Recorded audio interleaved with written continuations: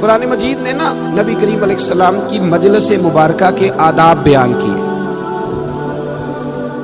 صحابہ کرام علیہم رضوان حضور سید عالم صلی اللہ علیہ وسلم کی گفتگو سنا کرتے تھے، تو جب کوئی بات سمجھ میں نہ آتی تو عرض کرتے رائنا یا رسول اللہ، حضور رعایت کر دیں، ذرا دوبارہ بتا دیں۔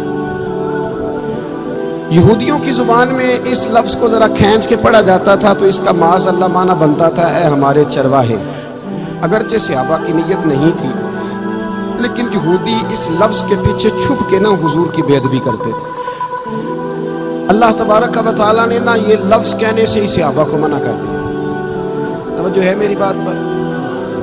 فرمایا یا ایھا الذین آمنوا لا تقولوا راعینا، اے ایمان والو تم نے رائنا کہنا ہی نہیں، یہ لفظ ہی چھوڑ دو۔ یعنی کوئی بندہ اٹھ کے کہہ سکتا تھا کہ میرا مطلب تو یہ ہے، تو کہا تم مطلب رہنے دو، تم یہ لفظ ہی چھوڑو، تم کہا کرو وقولوا انظرنا، سمجھ نہ آئے تو کو یا رسول اللہ ایک نظر کرم فرما دیجیے، تم نہ یہ جملہ کہنا شروع کر۔ ہمارے زمانے میں یہ ہوتا ہے کہ لوگوں کا نصاب سے بھی رشتہ ہوتا ہے، کتاب سے بھی رشتہ ہوتا ہے، پر استاد سے نہیں ہوتا۔ توجہ ہے میری بات پر؟ کبھی آپ ایم ایس سی پڑھنے والے بچے سے پوچھیں، یہ بڑی ذمہ داری سے بات کر رہا ہوں، ایم ایس سی والے سے پوچھیں تعلیم کتنی ہے تو کہے گا ایم ایس سی ہے، اس سے پوچھیں کہ آپ کا درجہ کیا ہے تو کہے گا کہ فرسٹ ڈویژن میرا درجہ ہے یا A+ میرے مارکس ہیں، وہ ساری باتیں بتائے گا۔ لیکن کبھی کوئی شخص اس سے یہ نہیں پوچھے گا تیرے استاد کون سے ہیں۔ ایم ایس سی والے اسٹوڈنٹ سے کبھی کسی نے پوچھا تیرا ٹیچر کون ہے؟ بول کے بتائیے۔ پڑھتا نہیں ٹیچر کے پاس، پوچھتے کیوں نہیں؟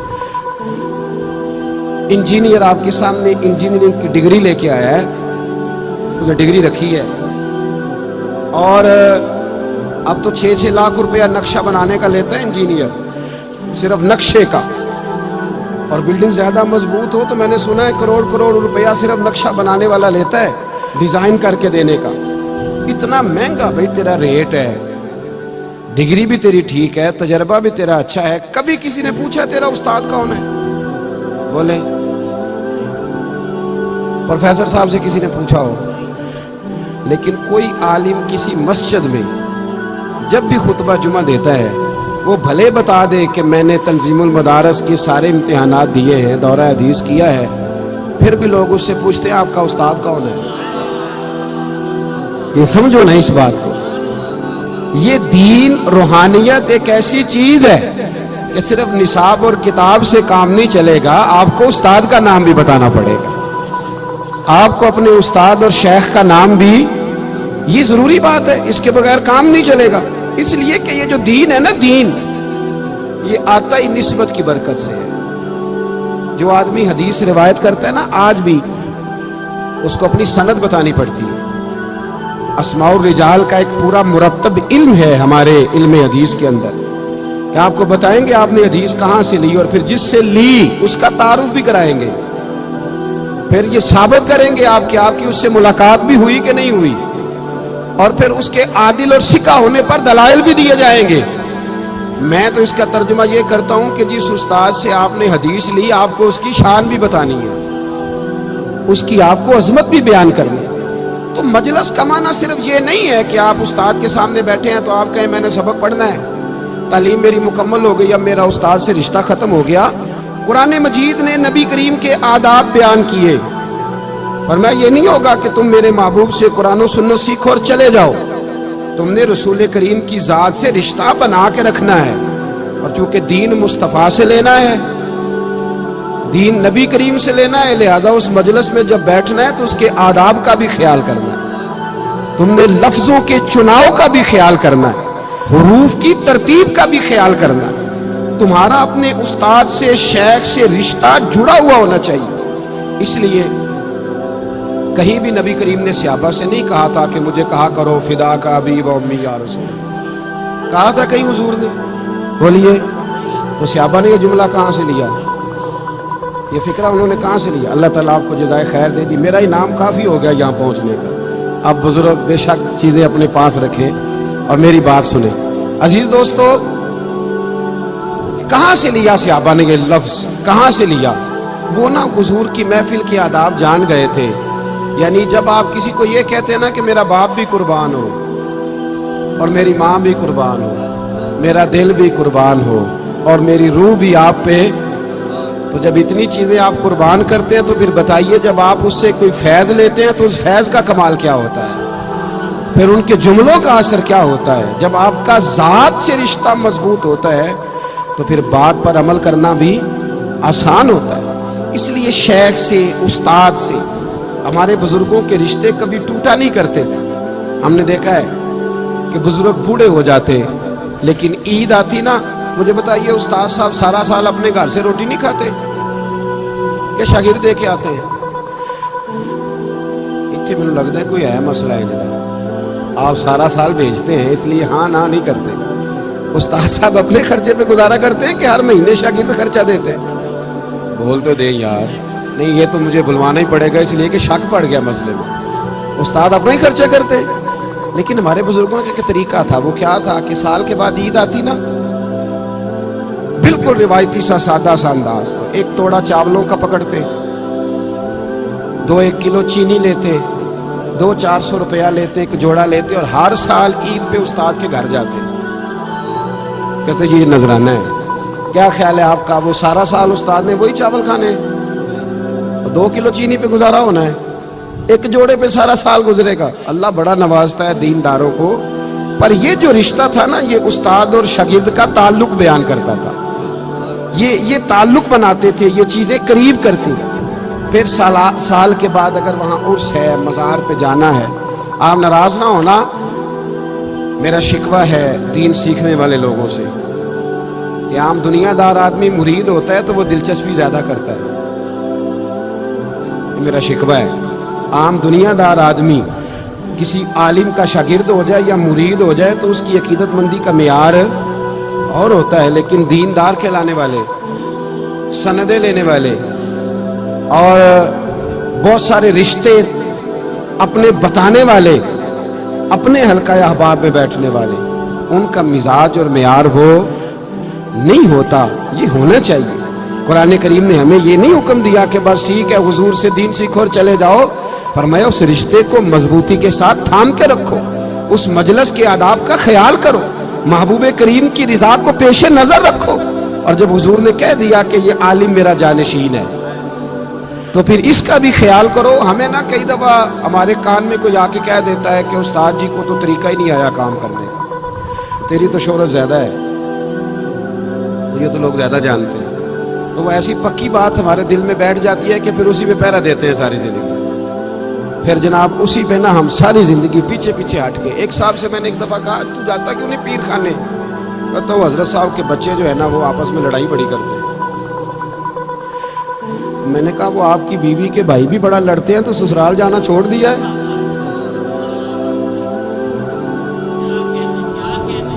کیا خیال؟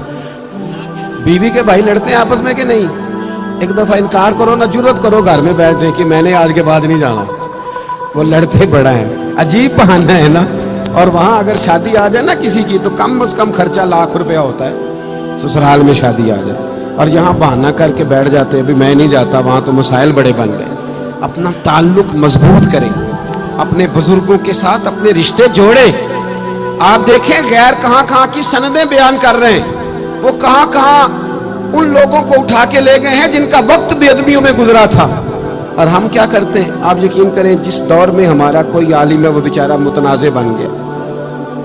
میں بڑے دکھ کے ساتھ کہتا ہوں کہ آج کوئی ایک ایسا عالم نہیں ہے جس کو ہم نے متنازع نہ بنایا ہو. کوئی نہ کوئی بات, کوئی نہ کوئی انداز ہم نے چھوڑ ہی دیا ہے.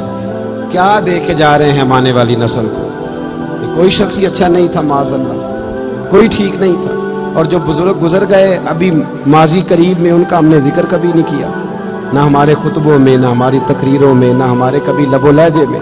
اور کبھی نام لینا بھی پڑے تو میں دیکھتا ہوں لوگ کس قدر بخل کا مظاہرہ کرتے ہیں. ایک بزرگ کہتے ہیں, میں ایک بزرگ کے پاس گیا, اور میاں نام لے اس بزرگ کا. کسی کو عزت وہ دیتا ہے جس کے اپنے پاس عزت ہوتی ہے. تو ذکر کر, تو تذکرہ کر, تو نام لے. اور کسی کا نام لینے سے تیرا قد چھوٹا نہیں ہوگا, بلکہ اللہ تجھے اور عزتیں عطا فرمائے گا. حضرت داتا علی اجویری रहमतुल्लाह अलैह ने लिखा है कि जनाब सर्री सख्ती रहमतुल्लाह अलैह ने बड़ी तरबियत की थी हजरत जुनैद बगदादी की, बड़ा प्यार से उन्हें सजाया सवारा, भांजे भी थे, मुरीद भी थे। और जब मुकम्मल हो गई ना तालीम तो हजरत सर्री सख्ती रहमतुल्लाह अलैह की ख्वाहिश ये थी कि जुनैद बगदादी वाज किया करें, तकरीर किया करें। अब तो बहुत सारे पीर तकरीर भी नहीं ना करते, तकरीर मौलवी साहब करते हैं, पीर साहब क्या करते हैं जी? जी खामोश दुआ है जी, दुआ और वो भी खामोश। कहते जी हमारे हजरत साहब गुफ्तगू नहीं करते, तो मैंने कहा उसे कहो 4 चीजें सीखे और फिर बयान करे, इसलिए कि खिताब करना मौलवी का तरीका नहीं, मदीने वाले महबूब का तरीका है। ये नबी रहमत अलैहिस्सलाम का अंदाज है। हुजूर बाज फरमाते थे, गुफ्तगू करते थे। हजरत सर्री सख्ती रहमतुल्लाह अलैह ने जनाब जुनैद बगदादी से कहा कि तकरीर किया करो बेटे, ताकि आपकी तकरीर से ना कुछ फायदा हो।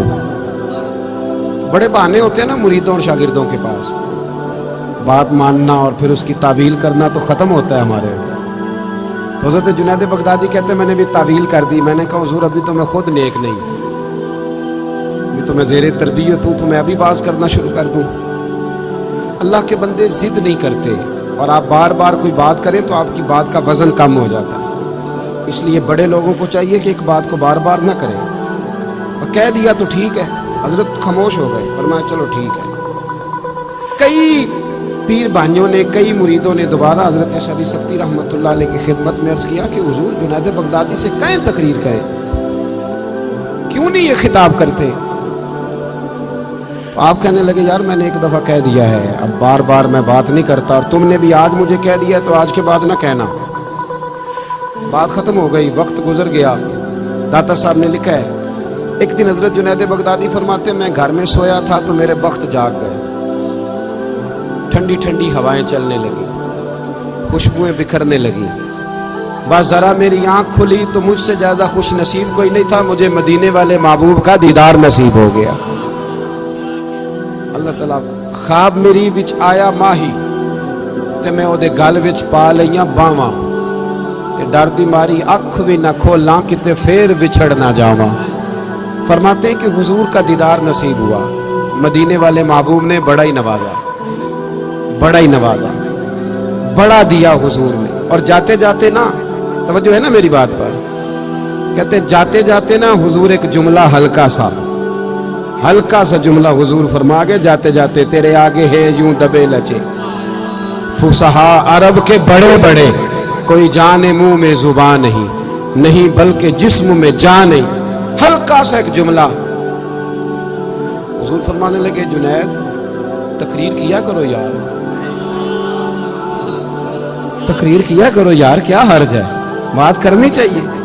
आप फरमाते हैं बाप मेरे तो वक्त जाग गए। मैंने कहा हुजूर अब तो तय हो गया ना, अब तो खत्म हो गई ना बात, तो करेंगे बात। फरमाते हैं कि मैं ये बात मैंने कही तो अल्लाह के महबूब अलैहिस्सलाम तशरीफ ले गए। कहते मैं सुबह उठा ना तो अभी तक मेरे घर से खुशबू आ रही, अभी तक खुशबू। एक रिक्वेस्ट कर दूं, ये पैसे लेके आने वाले दोस्तों से मेहरबानी करें, आप अपनी जगहों पे बैठ, आप बात सुन ले, ये बहुत बड़ी दौलत है हमारी, अल्लाह को जज़ाए खैर। थोड़ी देर तशरीफ रखें, सुने मैं क्या अर्ज करना चाहता हूँ। फरमाने लगे खुशबू आ रही थी पूरे घर से, मुअत्तर थी फिजाएं। फजर की अजान हुई तो मेरी आंख खुली, वुजू किया, सुन्नत पढ़ी, मस्जिद गया अपने मुर्शिद के पीछे नमाज पढ़ने, शेख सर्री सख्ती के पीछे नमाज पढ़ने। फरमाते हैं फिर शैतान भी आ गया, नफ्स भी बड़ा हो गया। शैतान मुझे कहने लगा यार हजरत साहब ने तो कभी नहीं बताया कि मुझे नबी करीम का दीदार हुआ है, और मुझे तो आज हुआ है। उन्होंने तो कभी बताया नहीं कि ज़ियारत हुई है, तो मुझे तो आज भी ऐसा ही हो रहा है। चाय से केतली ज्यादा गर्म है, केतलियां ज्यादा गर्म है चाय से, इनको ज्यादा जलवे नसीब हो जाते इल्ला माशाअल्लाह। कहने लगे उन्होंने तो कभी नहीं बताया, तो मुझे तो ज़ियारत हुई है।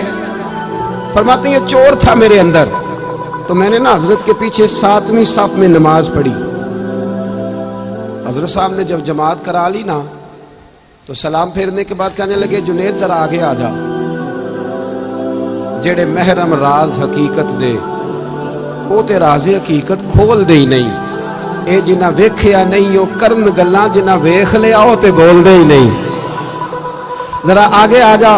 फरमाते मैं तीसरी सफ में आके बैठ गया तो कहने लगे नहीं पुत्र जरा और नेड़े आ जा। कहते मैं करीब आके बैठ गया तो हजरत ना तस्बीह चला, इधर देखना मेरी तरफ, तस्बीह चला रहे। तस्बीह पढ़ते पढ़ते ना पढ़ते पढ़ते, लंबी बात नहीं, अल्लाह के बंदे ज्यादा वसाहतें नहीं करते, ज्यादा दलीलें नहीं देते, लंबी बात नहीं, उनका तो एक दो जुमले में बड़ा असर होता है। कहते वो हल्की हल्की तस्बीह चलाते ना, यूं मेरी तरफ देखा, यूं मेरी तरफ देखा और देख के ना तो फिर नजर झुका ली और फिर हल्का सा जेरे लब मुस्कुराए और फरमाने लगे अब तकरीर करोगे ना, अब तकरीर करोगे ना, अब तो बात बनेगी ना। वो कहते हैं मेरे अंदर तो पहले ही चोर था। हज़रत सुल्तान बाबू फरमाते हैं ना बान फकीरों किसे नहीं मारिया ए हुई चोर अंदर दा। कहते वो अंदर चोर बैठा था। तो हजरत ने कहा अब तकरीर करोगे, तो मैं बोल पड़ा, मैंने कहा जी अब क्या हुआ है, चोर जो बैठ गया था। मैंने कहा ना ये शागिर्द बाद में कहते हैं वो मतलब क्या आपको बताएं, हम ज्यादा सियाने हो गए, ये बड़ा मसला खड़ा कर देते हैं। ये तो असातिज़ा की इबारतें ठीक कराते हैं बाद में, इल्ला माशाअल्लाह, ये तो बड़ा कुछ करते हैं भाई। कहा हजरत अब क्या हुआ है, तो फरमाते शेख फिर खामोश हो गए। थोड़ी देर के बाद ना, थोड़ी देर के बाद फिर हल्का सा फरमाने लगे नहीं यार बताता क्यों नहीं, अब तकरीर करेगा ना। तो कहते मेरे अंदर तो चोर था। तो मैंने कहा अब क्या हुआ है। कहते जब मैंने दूसरी दफा कहा तो हजरत ने तस्बीह छोड़ दी और रुख मेरी तरफ फेरा, मेरी तरफ रुख फेरा और फेर के फरमाने लगे जुनैद कल जो रात गुजर गई ना, मुझे ख्वाब में अपने रब करीम का दीदार नसीब हुआ था। तो मैंने अल्लाह की बारगाह में अर्ज की मालिक मेरी कमाई ये जुनैद बगदादी है, बड़ी कोशिश करता हूं कि मैदान में आ जाए, दीन का काम संभाले, लेकिन झिझकता है अगर कभी तेरे महबूब का यहाँ जलवा हो, आना हो हुजूर को, तो एक नजर इस पे भी डाल जाएं तो काम बन जाएगा। हजरत जुनैद बगदादी फरमाते हैं जब शेख ने ये कहा ना तो मैंने अल्लाह अकबर कहा, कपड़े मेरे फट गए, पगड़ी मेरी उतर गई और मैं मुर्शद के कदम चूमने लगा और मैंने रो के कहा बाबा माफ कर दे, मुझे तो अब समझ आई है मेरे ऊपर जो मेरे महबूब ने करम फरमाया है वो भी तेरी बरकत से फरमाया है, वो भी तेरी वजह से फरमाया है। मत में तड़प उठा और फिर जिंदगी भर कभी मुझे ये वसवसा दोबारा नहीं आया कि कभी ऐसा हो सकता है कि मैं अपने शेख से एक लम्हे के लिए भी दाएं बाएं हो के जिंदा बच जाऊं, वापस आ जाएं, अपने बुजुर्गों से जुड़ जाएं, इनके रस्तों के मुसाफिर बन जाएं। देखें ये किन रस्तों पर हमें चलाना चाहते थे, वही राहें हमारे लिए ठीक हैं, वही तरीके हमारे लिए बेहतर हैं। वही वो अल-कौलुल बदी में इमाम सखावी ने लिखा है ना कि मौला अली शेर खुदा फरमाते हैं मैं रोज रात को ना दुरूद और सलाम पढ़ के सोया करता, दिल करता था मुझे हुजूर का दीदार नसीब हो जाए, नबी करीम की ज़ियारत हो जाए। रोज मैं दुरूद शरीफ पढ़ के सोता, रोज। दौर था जनाब फारूक आजम का। मौला अली फरमाते एक दिन मैं ख्वाब क्या देखता हूँ कि अल्लाह के रसूल नमाज पढ़ा रहे हैं। हुजूर तो ख्वाब में भी आए तो नमाज पढ़ाते हैं। अब मलंग पता नहीं कहाँ से आ गए हैं जो बगैर नमाज के ही पहुंच गए हैं। कहते हैं महबूब ना नमाज पढ़ा रहे हैं और मैं हुजूर के पीछे ना नमाज पढ़ रहा हूँ। तवज्जो है मेरी बात पर। फरमाते हैं महबूब करीम ने 2 सूरतें कुरान मजीद की तिलावत फरमाई पर बड़ा ही मजा आया। फरमाते हैं हुजूर ने नमाज तकमील पर ना गुलामों की तरफ रुख अनवर किया तो एक सहाबी ना खजूरों का टोकरा लेके हाजिर हुए। कहते हैं महबूब करीम ना खजूरें बांटने लगे। हुजूर ख्वाब में भी आए तो तकसीम ही फरमाते हैं, ऐसे कासिम है कि ख्वाब में भी बांट रहे हैं। कहते हैं हुजूर बांट रहे हैं, सबको खजूरें मिली। 15-16 सहाबा के बाद 17वां नंबर मेरा भी लगा। कहते हैं खजूर मिली, कुछ खजूर का मजा, कुछ दस्ते मुस्तफ़ा का मजा। और फिर बड़े अरसे के बाद ज़ियारत हुई थी। फरमाते मौज लग गई, मेरा दिल करता था ये रात खत्म ही ना हो, दिल करता था रात ना इनकार करी, अज साकी अज मौसम बड़ा सुहाना, ये तेरे कोल शराब पुरानी ते साडा दर्द भी बड़ा पुराना, ते सजना हस हस टाल ना सानू असी पीते हो बाज नहीं जाना।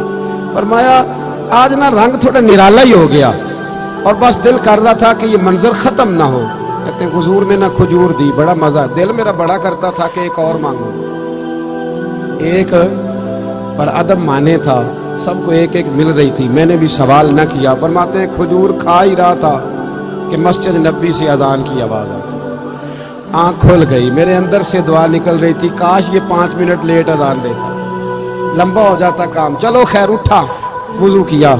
مولا علی فرماتے ہیں میں نے نماز بھی سنت بھی پڑھ لی، وضو بھی کر لیا، پر کھجور کا ذائقہ ابھی بھی میرے منہ میں موجود ہے۔ فرماتے جا کے مسجد کے کونے میں پہلی صف میں بیٹھ گیا، عمر فاروق آئے، ان کا دور تھا، انہوں نے نماز شروع کی۔ فرماتے جب عمر نے نماز شروع کی نا تو جھٹکا مجھے تب لگا جب حضرت فاروق اعظم نے بھی وہی صورتیں شروع کر دی جو خواب میں نبی کریم نے پڑھی تھی۔ میں نے کہا اتفاق ہے۔ مولا کائنات فرماتے میں نے سمجھا اتفاق کی وہی صورت پہلی رکعت میں پڑھی جو حضور نے پہلی رکعت میں پڑھی تھی۔ کہتے رکعت مکمل ہوئی، دوسری رکعت شروع ہوئی تو عمر نے وہی صورت پڑھی جو حضور نے دوسری رکعت میں پڑھی تھی۔ کہتے ہیں جھٹکے پہ جھٹکا مجھے لگنے لگا کہ یہ کیا ہو رہا ہے۔ فرماتے ہیں نماز مکمل ہوئی، سیدنا فاروق اعظم نے رخ انور پھیرا تو کھجوروں کا ٹوکرا بھی آ گیا۔ میں اور پریشان کہ منظر کیا بن رہا ہے۔ کہتے ہیں عمر بانٹنے لگے 16 صحابہ کے بعد 17واں نمبر میرا بھی آیا، عمر نے کھجور دی، مزہ بڑا آیا۔ فرماتے ہیں رات تو مانگ نہیں سکا تھا نا، حضور کا ادب مانے تھا، پر عمر تو اپنا یار تھا نا، عمر سے تو یارانہ چلتا تھا نا، عمر سے تو پیار تھا نا۔ کہتے میں نے کھجور کھا کے فوراً کہا عمر ذرا ایک اور دینا، ذرا ایک اور کھجور دینا۔ تو کہتے سیدنا فاروق اعظم نے اٹھائی پھر اس کو صاف کیا، میں سمجھا ملنے لگی ہے، اور جناب عمر نا وہ کھجور، میں میری نظر کھجور پہ، اور جناب عمر نا وہ کھجور بڑھاتے دوسرے صحابی کی طرف لے گئے اور مسکرا کے فرمانے لگے علی ایسے تو نہ کر، اگر رات کو نبی پاک سے دوسری لیتا تو میں بھی تجھے دوسری دے دیتا، اگر حضور سے دوسری لیتا تو میں بھی دے دیتا، وہاں تو نے ایک لی ہے تو یہاں ایک پہ ہی رہے۔ تو مولا علی فرماتے ہیں میں بھی رونے لگا، عمر بھی رونے لگے، تو میں نے کہا عمر تو بھی؟ حضرت عمر کہنے لگے وہ رات آئے تھے تو سب کو نواز کے گئے، وہ انہوں نے جلوہ دکھایا ہے تو پھر انہوں نے نا چمک دمک کے ساتھ دکھایا ہے۔ بھائیو اپنے مشائخ کے ساتھ رشتے مضبوط رہیں گے تو فیض کا سلسلہ جاری رہے گا، لیکن کمزوریاں آئیں گی جب رشتے کٹیں گے۔ وہ جس استاد کے سائن ہوتے ہیں نا ہماری سند پر، کبھی اس سے پوچھ بھی لیا کریں اس کی طبیعت کیسی ہے۔ ہاں وہ جو بالکل شروع میں آپ کو میزان الصرف پڑھاتے ہیں نا، نحو میر پڑھاتے ہیں، تو جب آپ کے نام کے ساتھ مفتی کا جملہ لگنے لگے تو کبھی ان سے بھی جا کے پوچھا کریں کہ آپ کس حال میں۔ اور جب آپ 6 مہینے میں 3 سفر کر رہے ہوتے ہیں نا، بیرون ممالک کے، عمرے کے، باقی سارے، تو کبھی دیکھ لیا کریں کہ استاد صاحب نے بھی عمرہ کر لیا ہے، ان کا بھی دل کرتا ہے کہ وہ بھی جائیں، کبھی ان سے بھی پوچھا کریں۔ بڑے قابل رحم ہو جاتے ہیں بعض اوقات یہ لوگ، اور بالخصوص ہمارے حفظ کے اساتذہ، ہمارے ناظرے کے اساتذہ، وہ لوگ بیچارے جن کا کسی اشتہار پہ نام نہیں آتا، جن کا کسی پوسٹر پہ نام نہیں چھپتا، ان کو کوئی نہیں پوچھتا، کسی جلسے میں صدارت، جس حافظ صاحب کو، قاری صاحب کو 40 سال ہو گئے ایک ادارے میں پڑھاتے ہوئے حفظ کی کلاس، ان کا بھی حق بنتا ہے کہ نہیں کہ ان کی صدارت میں بھی جلسہ ہو جائے، وہ بھی اسی بستی کے مسافر ہیں، کسی اشتہار پہ کوئی کونا ایسا ہے جہاں ان کا بھی نام لکھ دیا جائے، ان سے بھی پیار کر لیا جائے۔ اپنے بزرگوں کے ساتھ وابستگی پیدا کریں، رشتہ پیدا کریں، اور صحابہ نے یہ رشتے ہمیں بنا کے دکھائے۔ حضرت ابو ادریس خولانی رضی اللہ تعالیٰ عنہ فرماتے ہیں کہ حضرت معاذ ابن جبل رضی اللہ تعالیٰ عنہ حضور کے صحابی تھے، دمشق کی جامع مسجد میں حدیث کا درس دینے کے لیے بیٹھتے تھے۔ آپ فرماتے ہیں میں ان سے حدیثیں لیتا تھا تو ایک دن میں نے ان سے جا کے کہہ دیا، میں نے کہا چمکتے دمکتے دانتوں والے حضور کے صحابی، میرا دل کرتا ہے میں آپ کو بتا دوں کہ مجھے آپ سے بڑی محبت ہو گئی ہے، مجھے اپنے شیخ اور استاد سے بڑی۔ کہتے جب میں نے حضرت معاذ ابن جبل کو یہ جملے دہرائے تو وہ فرمانے لگے اگر آپ کا یہ حال ہے تو پھر سنیں، میں نے حضور سے سنا ہے جو 2 بندے اللہ کی رضا کے لیے آپس میں محبت کرتے ہیں اللہ ان دونوں سے محبت فرماتا ہے، اللہ پھر ان دونوں سے پیار کرتا ہے۔